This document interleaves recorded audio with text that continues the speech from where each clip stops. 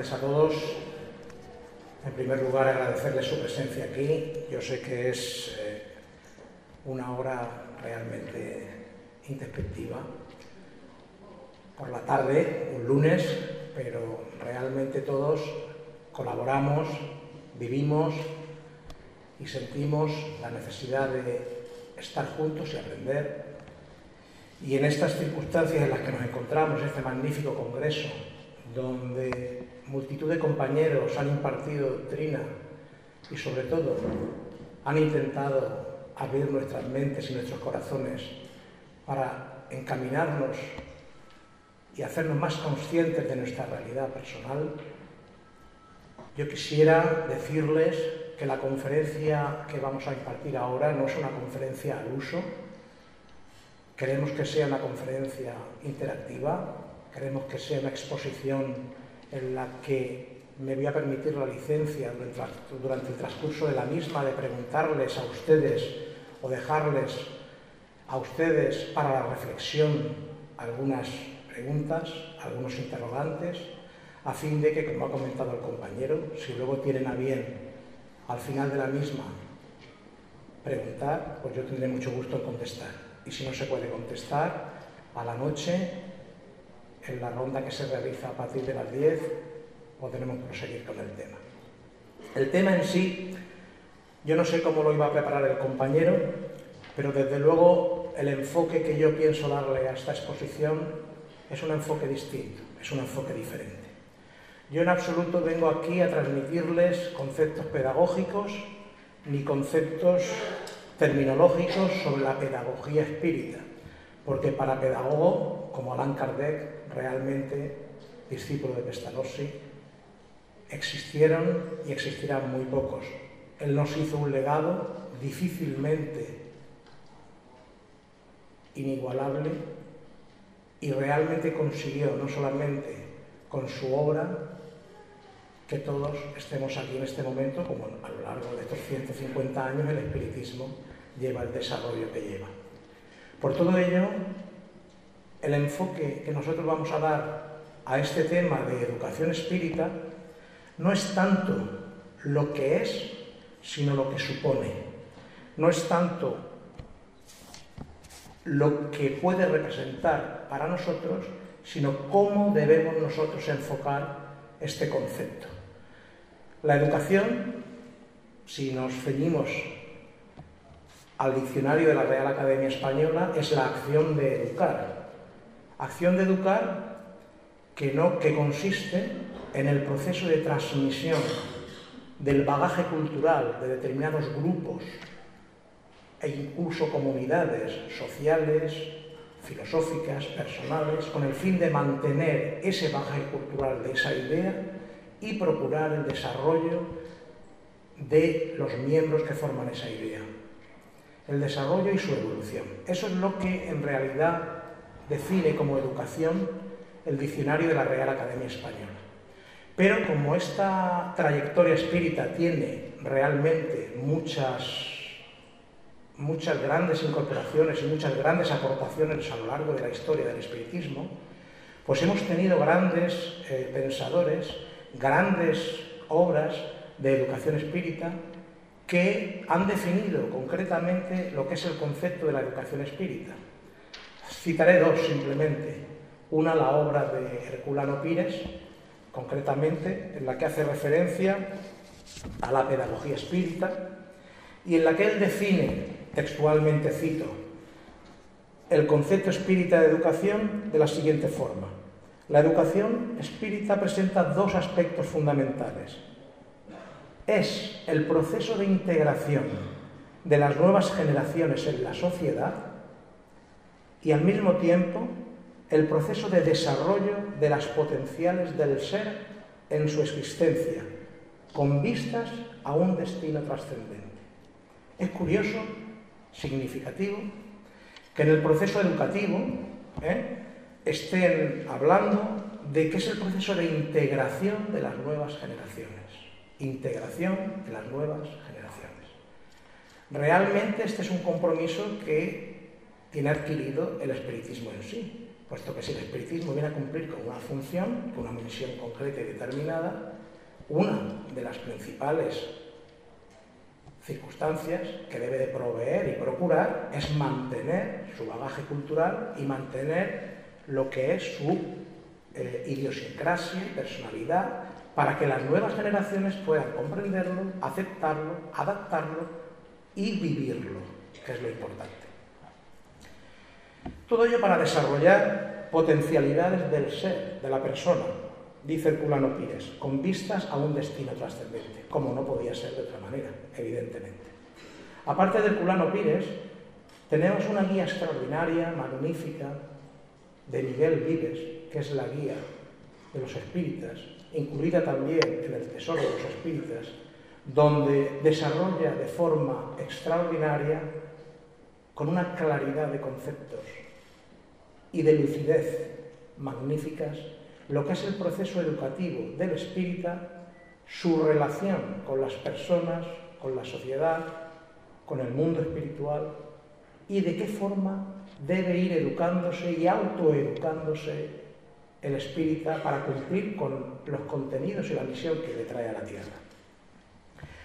Una vez dicho esto, a modo de introducción, simplemente quisiera resumirles el concepto de educación en dos parámetros importantes que evidentemente no son aportaciones mías, sino que simplemente son aportaciones del concepto claro de lo que la educación en sí comprende y desenvuelve.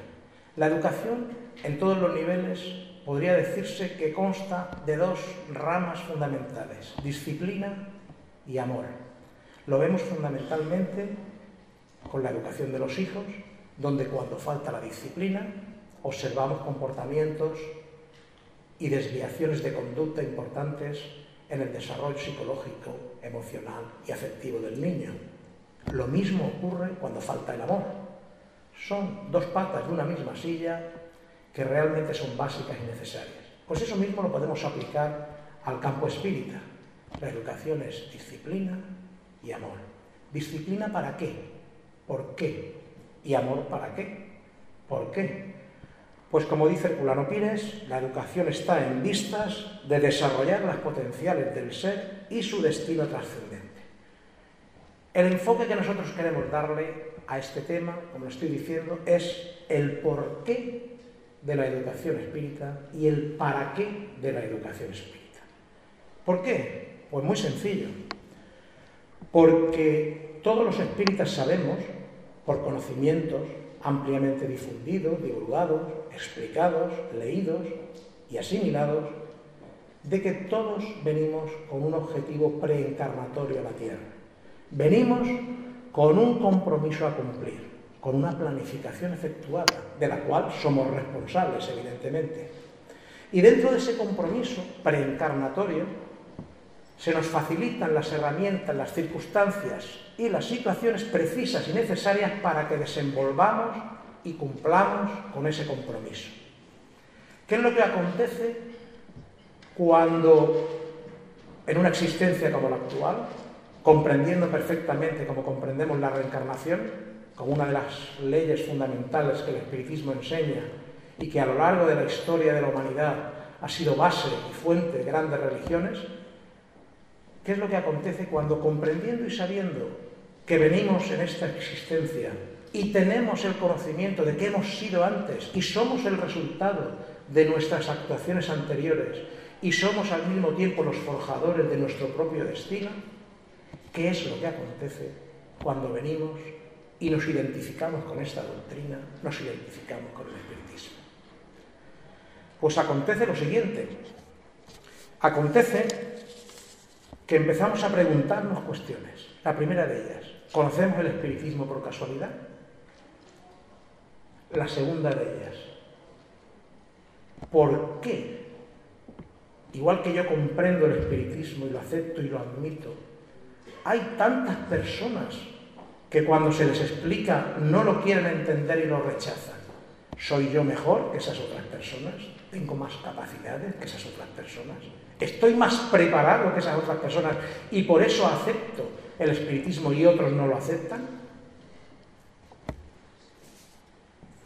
¿Se debe quizás a nuestros errores del pasado, a nuestro bagaje espiritual, el hecho de que tengamos sensibilidad psíquica, mediúmnica, como queramos denominarle, y que esa circunstancia nos permita entender el espiritismo y a otras personas no les permita entenderlo, pues contestando un poco a estas preguntas, deberíamos de hacernos el planteamiento siguiente.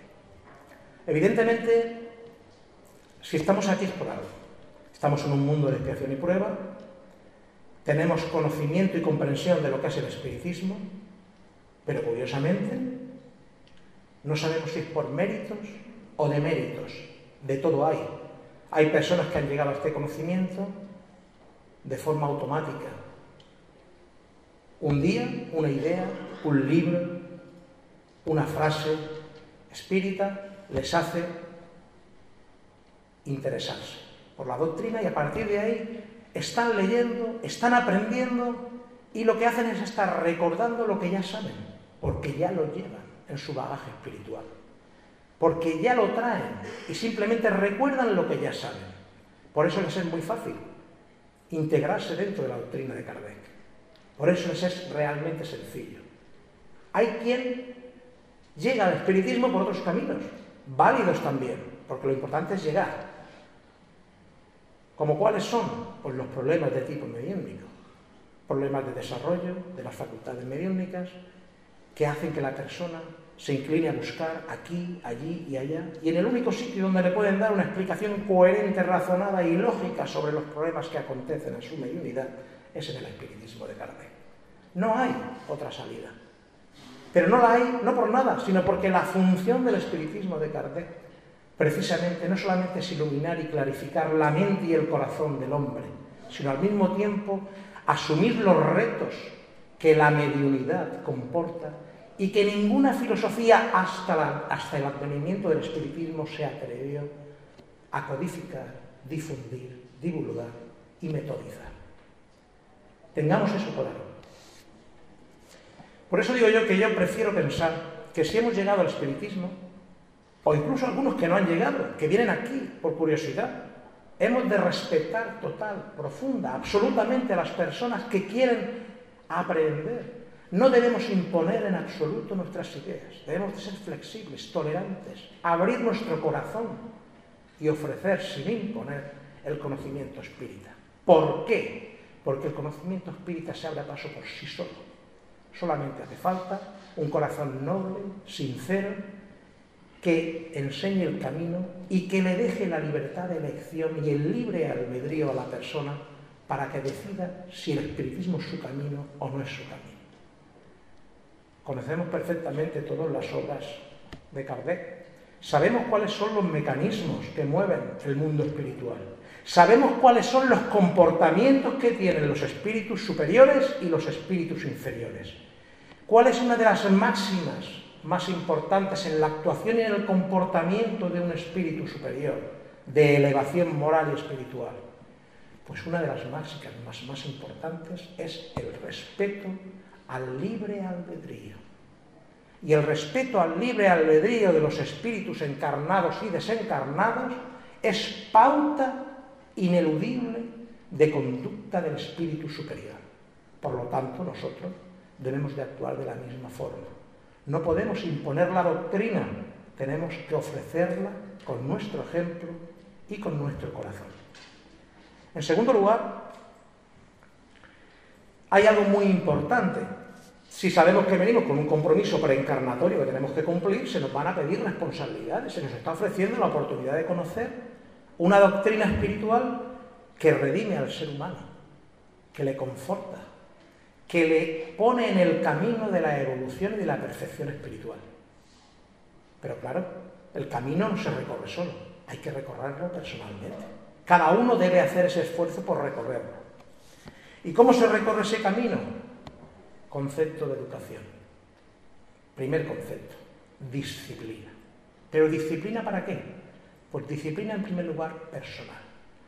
Para conseguir disciplinar nuestro carácter, corregir nuestros errores del pasado, nuestras deficiencias, miserias y taras morales que todos tenemos. Y ahí es donde tenemos que ejercer la disciplina. Una disciplina férrea y exigente con nosotros mismos que se traduzca en un comportamiento de transformación moral para que nuestras obras hablen por nosotros, para que sea nuestro ejemplo el que convenza a la gente, incluso más que nuestra palabra. Por ello es tan importante la transformación moral, ya no solamente por los aspectos de tipo psicológico o de tipo espiritual, que todos ya sabemos y conocemos, porque la reforma moral nos previene de multitud de aspectos de tipo obsesivo, nos hace conectar por ley de afinidad con los planos superiores. Y esta conexión con lo alto, con los planos superiores, con las entidades y los espíritus de luz que nos ayudan porque ven el esfuerzo que realizamos de forma altruista y desinteresada, pues esa conexión nos permite la protección necesaria para caminar correctamente en la vida. Y cuando llegan las dificultades, porque las dificultades llegan a través de la oración, conseguimos los recursos instantáneos para poder solucionar esos problemas y seguir adelante. Es algo realmente importante, porque si no entendemos este concepto de cambio y de reforma interna, pues evidentemente estamos un poquito perdidos. Kardec decía, al verdadero espírita se le reconoce por su transformación moral y por los esfuerzos que realiza en superar sus malas inclinaciones. Es una máxima de Kardec que sí, todos la conocemos, todos la sabemos, está muy bien, es magnífica, pero nos da miedo ponerla en práctica. ¿Por qué? Pues muy sencillo. Porque los atavismos de nuestro espíritu, de existencias anteriores, el bagaje espiritual que todos llevamos, tanto de bueno como de malo, condicionan, junto con la materia, cuando se encarna en un mundo físico, lo que es el esfuerzo de transformación moral. Es un freno importante y ahí es donde está la lucha del espíritu, ahí es donde está la lucha del ser superior, ahí es donde está la lucha del camino de la perfección. Es una lucha interior, no es una lucha exterior. No es una lucha por convencer, no es una lucha por imponer, es una lucha interior en primer lugar. Porque a través de nuestro esfuerzo, de la realización de nuestros compromisos espirituales, personales, familiares, sociales y de doctrina, llegamos al camino que tenemos que llegar. Llegamos al momento y al sentido de nuestra existencia en la Tierra. Hay un tercer punto, aparte de la reforma moral, porque podríamos estar hablando enormemente del tema de la reforma moral, pero otros compañeros que han hablado esta mañana y ayer lo han hecho muchísimo mejor que yo. Entonces, evidentemente, no voy a profundizar en ese tema. Lo que sí está claro es la importancia que tiene la reforma moral, precisamente en el desenvolvimiento y el desarrollo del espírita dentro de la doctrina. Hay un tercer punto. Un tercer punto importante de lo que estamos hablando y que nos merece todo tipo de credibilidad dentro de lo que es el porqué de la educación espírita. El tercer punto es la preparación y la adaptación de los grupos espíritas y de otras personas que no son espíritas o no están en un grupo porque no tienen esas capacidades o no tienen esas circunstancias donde ellos viven, pero que se sienten espíritas. Tan válidos son los que forman, los que están en un centro, como los que no tienen la posibilidad de estar en un centro y se sienten espíritas y viven la doctrina, ¿no? Entonces, la preparación y la adaptación de los grupos entronca precisamente con la explicación que nos dice Herculano Pires, proceso de desarrollo de las potencialidades del ser y la integración de las nuevas generaciones en la sociedad. ¿Qué podemos hacer para que se produzca este tema? Para que se produzca la integración de las nuevas generaciones en la sociedad. ¿Qué podemos hacer para que la juventud llegue al espiritismo? Con anterioridad a esta exposición hemos visto aquí un trabajo memorable de los chicos, hijos de muchos compañeros de los que estamos aquí, que nos han demostrado de que hay cantera, pero es que debe haber más cantera. Tenemos que llevar el espiritismo a la sociedad. Tenemos que transmutar la doctrina de forma exógena, no de forma endógena. Y lamentablemente la estamos aplicando de forma endógena. Es decir, estamos teniendo el espiritismo para los espíritas. Y el espiritismo no es para los espíritas. Los espíritas somos para la humanidad. Entonces, tenemos que interiorizar cuál es nuestro trabajo. Antes de hacer ese trabajo, evidentemente, hemos de saber lo que es el espiritismo, estar concienciados con él y realizar el trabajo que hemos comentado anteriormente. Pero estamos aquí para llevar el espiritismo a la gente que no lo conoce. Los que ya lo conocemos, ya tenemos esa oportunidad y tenemos esa responsabilidad. No confundamos, tengamos claro cuál es el sentido de esta situación. Claro, ¿cómo llevamos el espiritismo a la sociedad? ¿Cómo nos preparamos? Y más en estos momentos. ¿Cómo llevamos el espiritismo a la juventud? ¿Cómo se adapta en esta sociedad materialista de desequilibrios psíquicos, emocionales, sociales, de todo tipo, una idea espiritual, una filosofía esclarecedora, una ciencia que en muchos países cuenta con los prejuicios derivados de las condiciones de la historia y de las condiciones de las religiones tradicionales que han preponderado en esos países y que son un freno importante para el avance del espiritismo? ¿Cómo se sustancia esa situación? ¿Qué podemos hacer? ¿Cómo lo podemos llevar? En primer lugar, formándonos y preparándonos.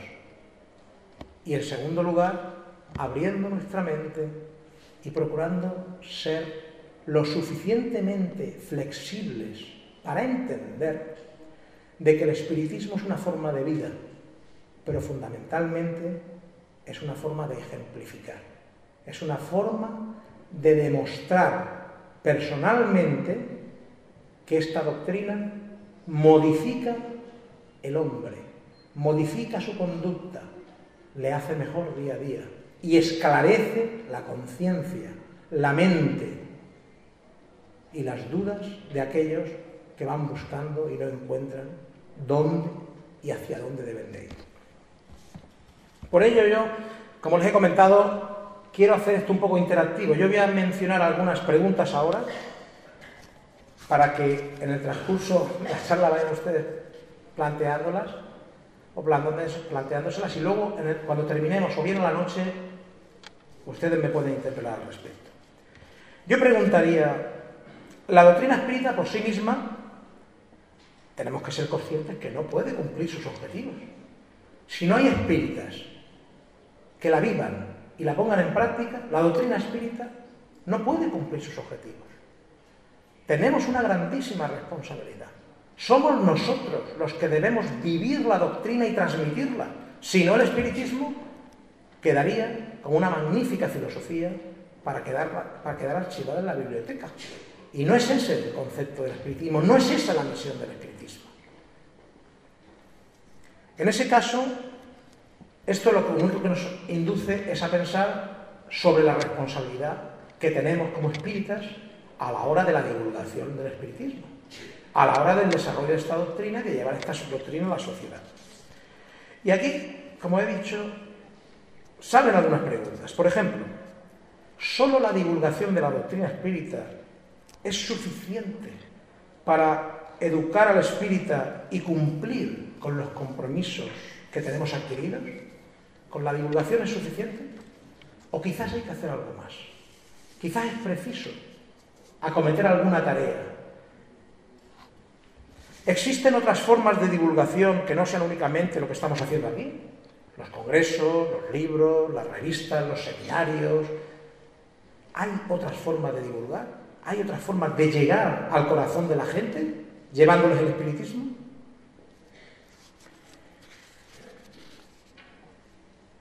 Al hilo de estas dos preguntas, si el objeto de la divulgación del espiritismo es llegar a los no espíritas, ¿por qué en los congresos y reuniones espíritas como este el 90% o el 99% de los asistentes son espíritas.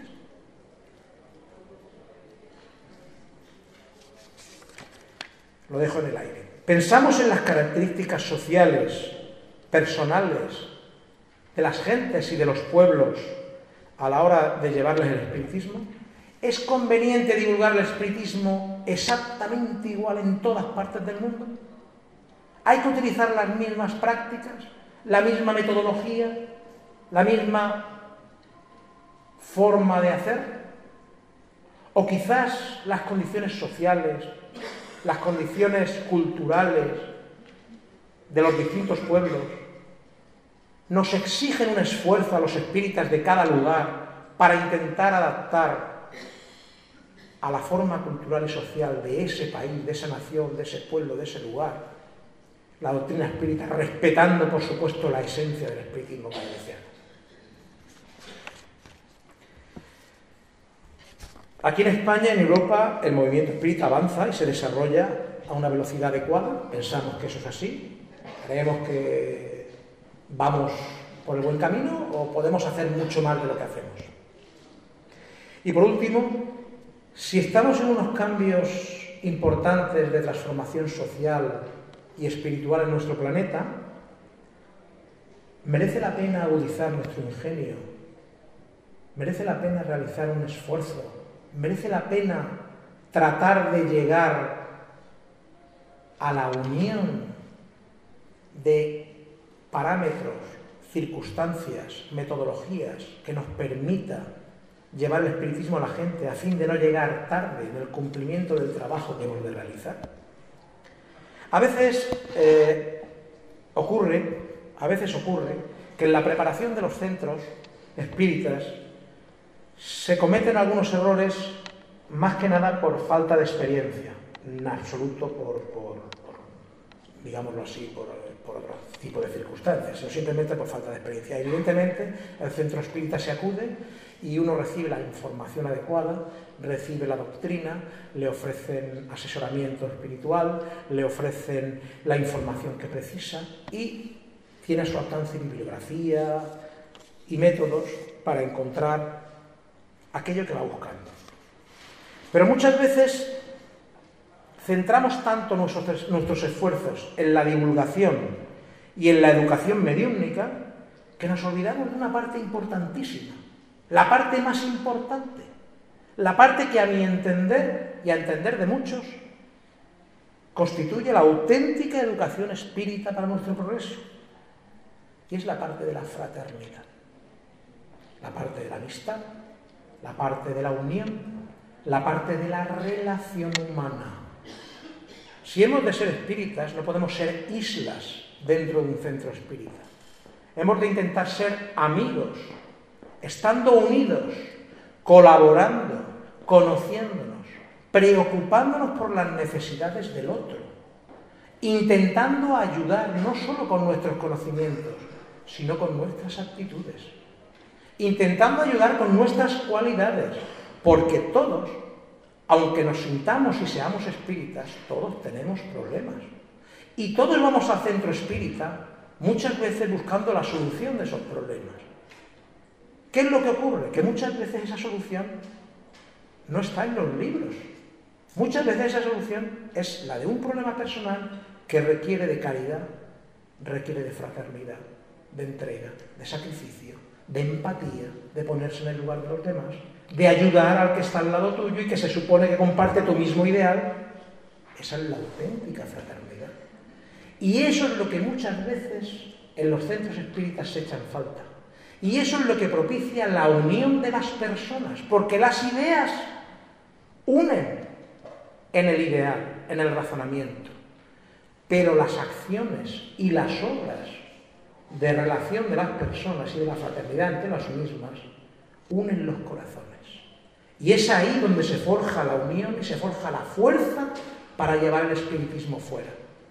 Cuando yo estoy rodeado de personas que no solamente piensan lo mismo que yo, sino que sienten como yo y que en cualquier problema los tengo ahí porque viven el espiritismo más que lo conocen, entonces yo me siento seguro, me siento arropado. Y tengo dos tipos de ayudas, la que ofrece el plano de los espíritus superiores y la que ofrecen los espíritas que nos estamos apoyando en las dificultades, en las realizaciones. ¿Cuántas veces vamos a un centro espírita y lamentablemente comprobamos que más que un centro espírita es una escuela, pero simplemente de conocimiento, nada más? No hay nada más que conocimiento. El conocimiento es fantástico, es extraordinario, pero no es esa la misión del espiritismo. No es esa, en absoluto, la misión del espiritismo. El espiritismo viene a enseñar, viene a educar, viene a divulgar, pero viene a movilizar el corazón del ser humano, a hacerle entender que ha de cambiar, a hacerle entender que se puede, si se quiere, llegar a la renovación moral, a la felicidad mediante el progreso del espíritu. Esa es la auténtica realidad, a la que se llega en principio a través del conocimiento, pero no nos podemos parar en el conocimiento, si no nos quedaremos como las grandes escuelas filosóficas, llenas de teorías que se quedan en el archivo, pero que no tienen puesta en práctica. Y el espiritismo es la ciencia práctica del amor, la ciencia práctica de la realización humana, la ciencia práctica que aclara el por qué, el para qué, de dónde venimos, hacia dónde vamos, y nos dice claramente que somos espíritus inmortales y estamos aquí por algo y para algo. Vamos a ir adelantando, porque toda esta serie de cuestiones que yo estoy dejando en el ambiente nos lleva a una gran pregunta. Y la gran pregunta es otra que, ¿qué queremos? ¿Conocer la doctrina o vivir la doctrina? Conocer está al alcance de todos. Hoy en día tenemos internet, todo el mundo puede conocer el espiritismo, todo el mundo tiene acceso a las obras de Kardec. Pero ¿y vivir la doctrina? ¿Cómo se vive la doctrina? ¿De qué forma en los centros espíritas vivimos la doctrina? ¿O es que el espiritismo solamente es para vivirlo en casa con el evangelio en el hogar? No. Si el espiritismo ha de ser lo que los espíritas sean, hemos de trasladar el evangelio en el hogar al evangelio en el centro espírita. Es decir, nuestra dinámica de esfuerzo, de sacrificio, de compromiso con nuestros familiares, con los cuales tenemos un objetivo preencarnatorio y venimos a superar una serie de situaciones, debe también aplicarse en el centro espírita, donde hay hermanos que junto a nosotros tienen sus necesidades y debemos ponernos en su lugar. Debemos trabajar con ellos para que ellos también nos orienten y nos ayuden a nosotros cuando tengamos problemas, porque nadie está exento de problemas, nadie está exento de debilidades, porque estamos en un mundo de expiación y prueba.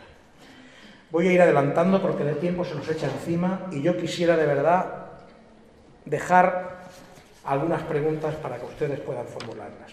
Rápidamente, ¿para qué la educación espírita?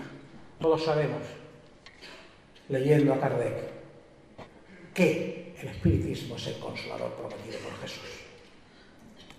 Ojo al dato, esto es muy importante. El consolador prometido por Jesús, que vendrá y os explicará todas las cosas.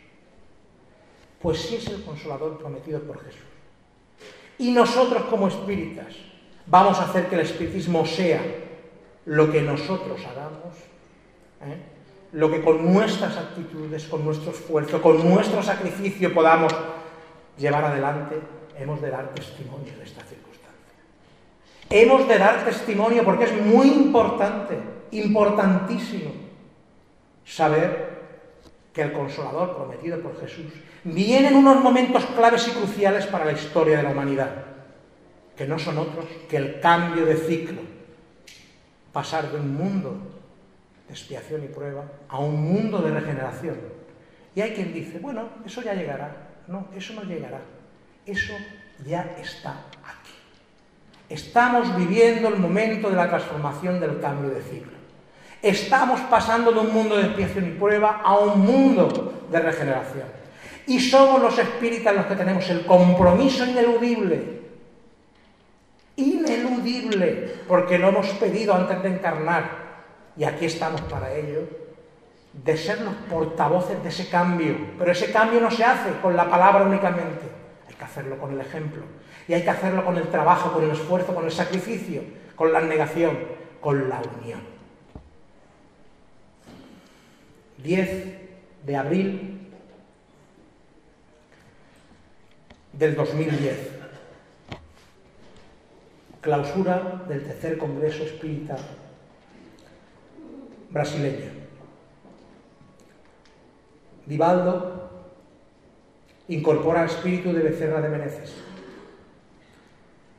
Y Becerra de Menezes se dirige al auditorio y dice lo siguiente: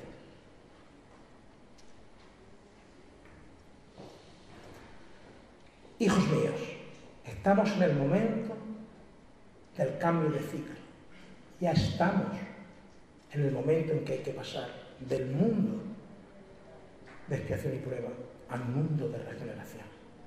Lo estáis viviendo y sois vosotros, los espíritas, los que debéis de dar testimonio de esta realidad.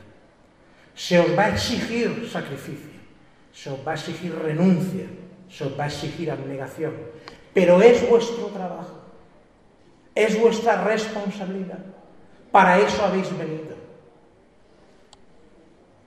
Por lo tanto, lo dijo Kardec, lo han venido diciendo todos los grandes próceres del espiritismo y lo reafirma Becerra hace un año, a través de Divaldo.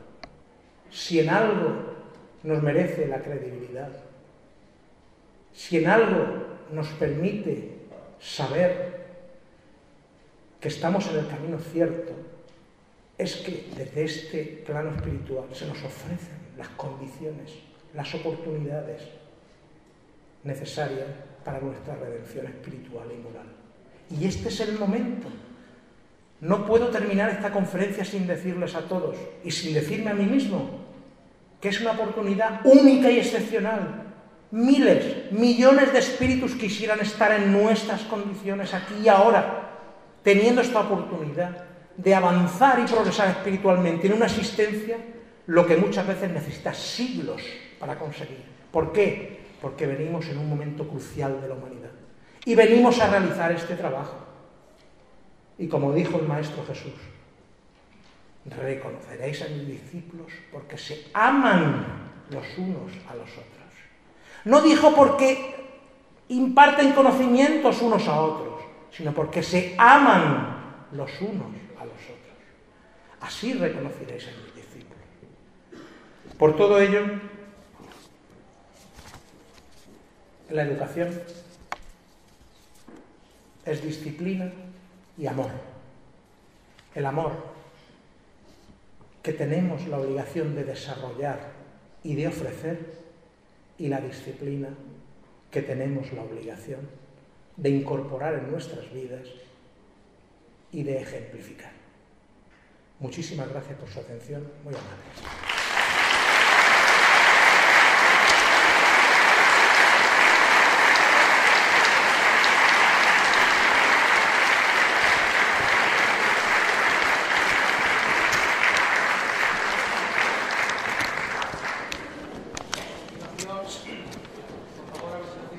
Si quiere hacer alguna pregunta, puede hacerlo en este momento. A mano alzada. A mano alzada. Disponemos ahora de un tiempo de 5 o 10 minutos para hacer preguntas y luego las que queden, pues a la noche se pueden intentar contestar. Sí, perdón. 5 minutos, me dicen, sí. Antonio, hablaste gracias por tu experiencia, hablaste de la educación. Yo pienso que es muy importante hablar un poquito sobre la importancia del conocimiento de la doctrina, porque ninguém puede poner en práctica sin el conocimiento también. Exacto. Es lo que yo he comentado al principio. El conocimiento es la primera piedra cuando uno llega al centro espírita, pero no podemos quedarnos solamente en el conocimiento, que es el gran error que desde mi punto de vista, a mi entender, muchas veces se comete. Nos quedamos en el conocimiento. Yo pregunto, ¿por qué nos quedamos en el conocimiento? Porque es más cómodo. Es más cómodo. Lo difícil no es aprender el conocimiento, ni leer un libro, ni aprender la doctrina. Lo difícil es ponerla en práctica. Eso es lo difícil. Necesitamos el conocimiento para saber que tenemos que ponerlo en práctica, pero debemos de hacer ese tránsito, debemos de hacer ese cambio. Si no lo hacemos, no estamos haciendo nada. Y el espiritismo va a quedar en un segundo plano, lamentablemente, pero no va a ocurrir así, porque existen las fortalezas, las fuerzas espirituales que han permitido y proveído de espíritus preparados en estos momentos para realizar ese trabajo. El conocimiento es luz, es lo que disipa la ignorancia, evidentemente es básico, pero no podemos quedarnos en el conocimiento, hay que llevarlo a la práctica. ¿Alguna pregunta más?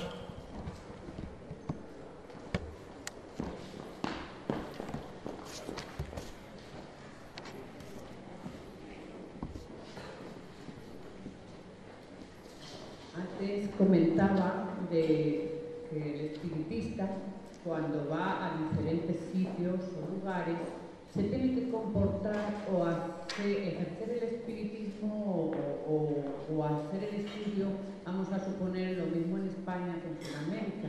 Yo he tenido la experiencia de vivir en un centro espírita sudamericano, no voy a decir cuál es, y la forma, el estudio es diferente, pero sí comprobé que había cierto cariño, cierto amor, cierta disciplina y amor, que es lo que usted dice. Yo quiero que me lo explique para que se Pues yo se lo explico. Quizá no me he explicado lo suficientemente bien. Yo precisamente he querido decir lo contrario.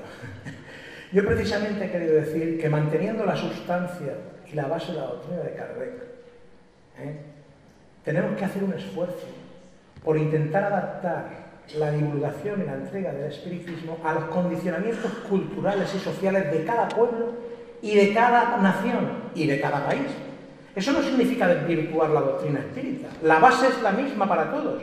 Lo que ocurre es que, claro, no es lo mismo divulgar el espiritismo en una sociedad como la española, por poner un ejemplo, vamos a hablar de esta, donde hemos estado viviendo durante 2 siglos condicionamientos religiosos fortísimos, heredados de una herencia cultural y religiosa muy fuerte, y no es lo mismo divulgar el espiritismo en España con esos condicionamientos que divulgarlo en Portugal, donde a lo mejor no han tenido esos condicionamientos. Y digo Portugal por decir, porque está aquí Víctor Feria, que es el presidente de la Federación Portuguesa, pero podría decir Brasil, o podría decir Colombia, o podría decir Panamá, o podría decir... Entonces, ¿a quién compete esa tarea?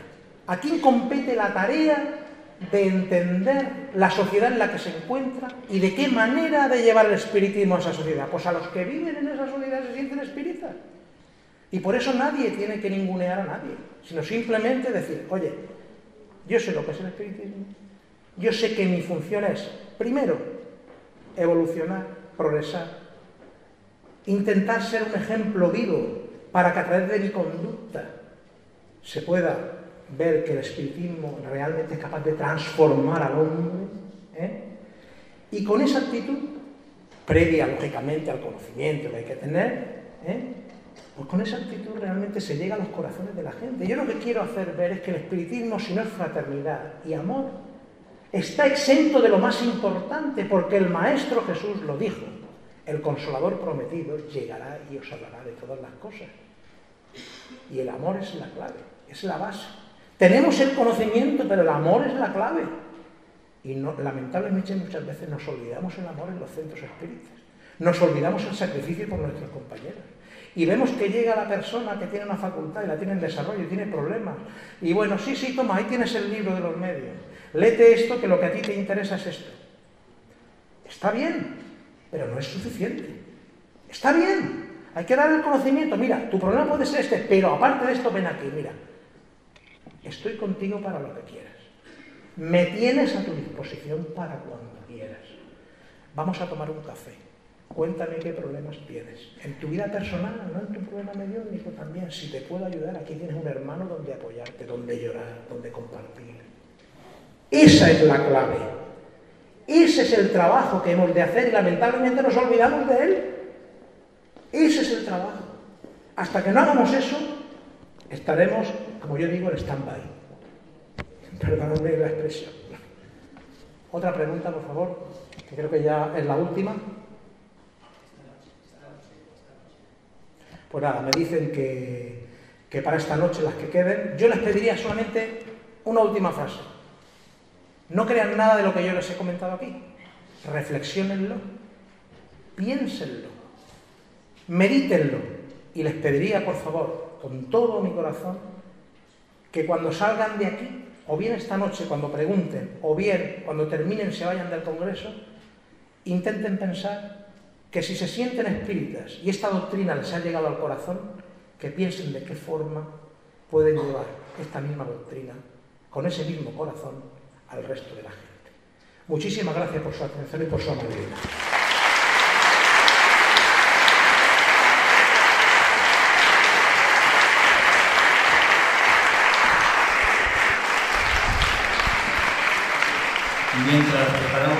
Mientras preparamos